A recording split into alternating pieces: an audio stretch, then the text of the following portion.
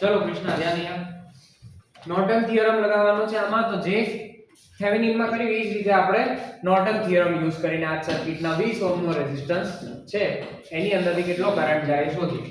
તો એના માટે પહેલા શું કરશું, 20 ઓહ્મ નો જે રેઝિસ્ટન્સ છે પહેલા તો આ વોલ્ટેજ સોર્સ છે એને કરંટ સોર્સમાં કન્વર્ટ કરવો પડશે. ટોટલ એનો કરંટ કેટલો જાય છે એ શોધવો પડશે. અને જ્યાં 20 ઓહ્મ છે એની જગ્યાએ થેવેનિનમાં આપણે ઓપન સર્કિટ કર્યું હતું, નોર્ટન થિયરમમાં આપણે શું કરશું, short circuit.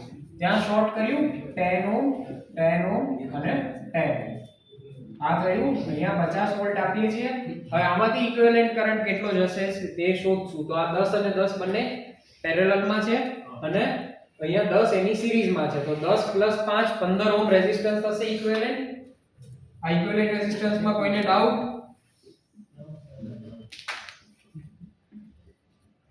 Okay, so 50 volt divided by 50 volt divided by 15 ohm કેટલા આવે છે? 10 ભાગ્યા 3 3.33 બરાબર. so 3.33 એમ્પિયર કરંટ ફ્લો થશે. હવે આ 3.33 એમ્પિયર કરંટ અહીંયાથી ફ્લો થશે અને આપણે નોર્ટન કરંટ IN નહીં માની. નોર્ટન કરંટ IN કયો કરંટ થશે? જે કરંટ જ્યાં શોર્ટ કર્યું છે ને ત્યાંથી પાસ થશે એ. તો અહીંયા અને અહીંયા કરંટ આગળ જતા ડિવાઈડ થશે. I અને I 1 અને 2.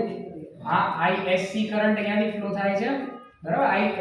ISC શોર્ટ સર્કિટ ત્યાંથી શોર્ટ કર્યું છે તો એનો જે કરંટ ફ્લો થશે એને આપણે નોર્ટન કરંટ કહીશું. તો આ I1 ગોતશું. I1 બરાબર ટોટલ કરંટ કેટલો? 3.33 into ઓપોઝિટ નો રેઝિસ્ટન્સ 10 ભાગ્યા ટોટલ રેઝિસ્ટન્સ 20 10 + 10 સો 3.33 ના અડધા આવશે 15 ને કેટલા આવે છે? 3.33 divide by 2 1.6666 ampere. So 1.66 ampere શું છે? Norton equivalent current.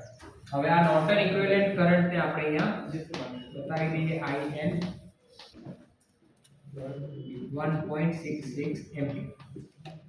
એની પેરેલલમાં RN લગાવશું. ઓકે, સો RN ની વેલ્યુ શોધવા માટે શું કરશું?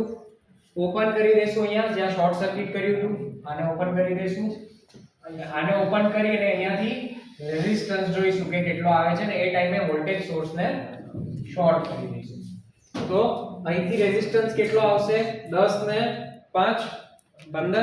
સો RN = 15 ઓહ્મ અને પેરેલલમાં જે રેઝિસ્ટન્સ માંથી કરંટ શોધવો છે એને હવે લગાવી દઈશું 20 ઓહ્મ.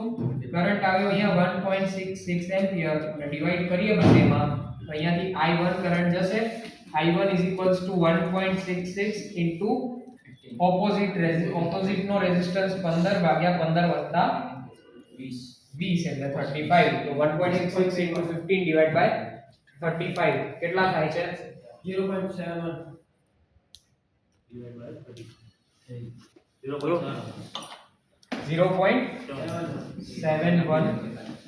એમ્પિયર જે ગઈ વખતે આવ્યા હતા.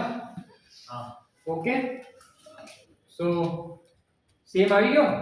તો નોર્ટન થિયરમ માં આ રીતે સોલ્વ કરીએ અને કે સુપરપોઝિશન થેવેનિન થિયરમ માં આની પહેલા કર્યું એ રીતે. એમાં ઇક્વિવેલન્ટ વોલ્ટેજ સોર્સ અને ઇક્વિવેલન્ટ રેઝિસ્ટન્સ સિરીઝમાં બંને, ઇક્વિવેલન્ટ કરંટ સોર્સ અને પેરેલલમાં નોર્ટન ઇક્વિવેલન્ટ રેઝિસ્ટન્સ. ક્લિયર?